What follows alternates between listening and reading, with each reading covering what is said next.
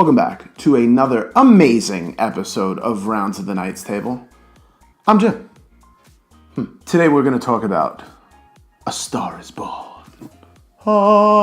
This film stars and directed by Bradley Cooper, Lady Gaga, and Sam Elliott, mustache forever on fleek. We're also drinking a new limited edition hard pineapple mandarin.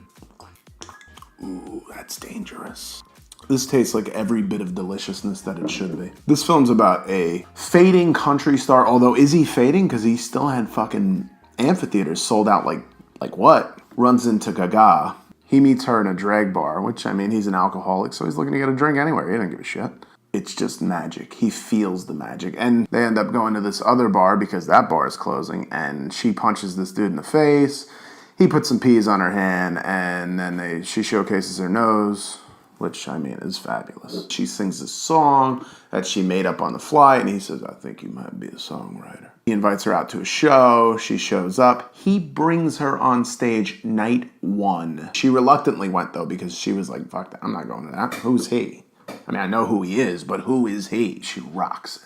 Culmination of her being incorporated more and more into every show, and she's playing and all that stuff. She's in, and they're together, and his alcoholism just climbs to another level. Time goes on, she starts to venture out. She's met by this agent who's a real piece of shit. It's always these record producers they're always sleazy. I don't know why that is. Blaze James, at me. Let me know. Let me know why that is. I don't think you are. She loses sight of who she is as an artist, and because she gets this deal, she becomes more like Lady Gaga was in the beginning of her career, what was expected of her from the label. But a lot of people don't know this, but Stephanie is a classically trained singer. She compromises who she is as an artist, and he starts to not go along with that. But also there's this relationship between Bobby, played by Sam Elliott, who is his older brother, not his father. He sees the correlation between their father, who was an alcoholic, and Bradley Cooper. He's like, you stole my voice. And Bradley Cooper tells him, that's just because you didn't have anything to say. I guess Bradley Cooper literally stole his voice because he's getting like steroid injections in his ass for the hormones, I guess. They get into a fight. He fires Bobby, who's like always there for him. She gets nominated for 3 Grammys. She wins, and he follows her up there, and he falls down on the stairs. And he's like, did you win? And he goes up, and he's like one of those drunk dudes you always see at these award shows that's kazoo kidding about.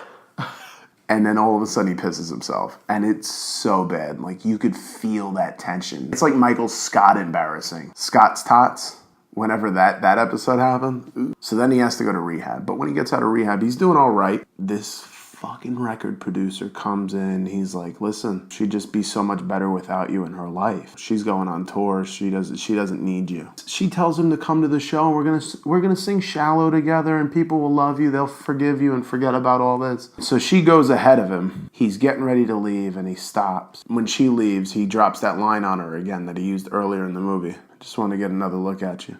But also, when Sam Elliott comes to see him after rehab, he pulls up and they're talking. And he says, I didn't idolize Dad. It was you I idolized. That's why I stole your voice. He's just torn because he knows that he's a bad influence on her life, and he ends up killing himself. Let's talk about the good.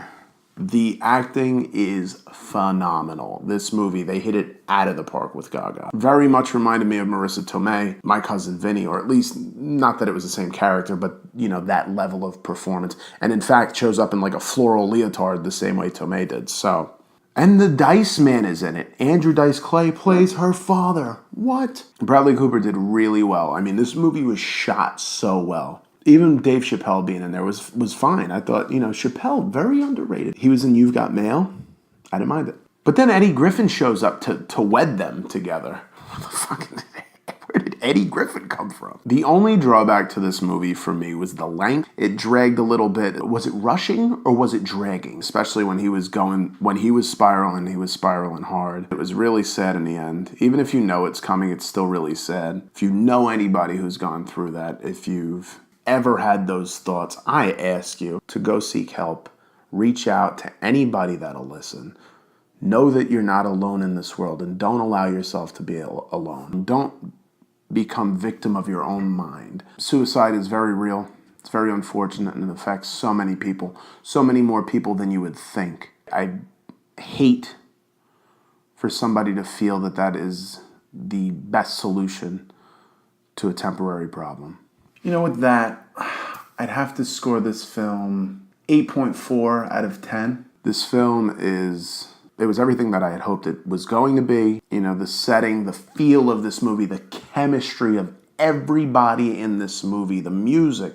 It's like going to see a musical without it being a musical. But again, thank you everybody who supports us here. If you liked this video, you already know what the fuck it is. Hit those likes, hit those subscribes, and we will check you out tomorrow at noon on Rounds. New This Is Us. We'll be talking about it. We'll see you there. Love you. Bye.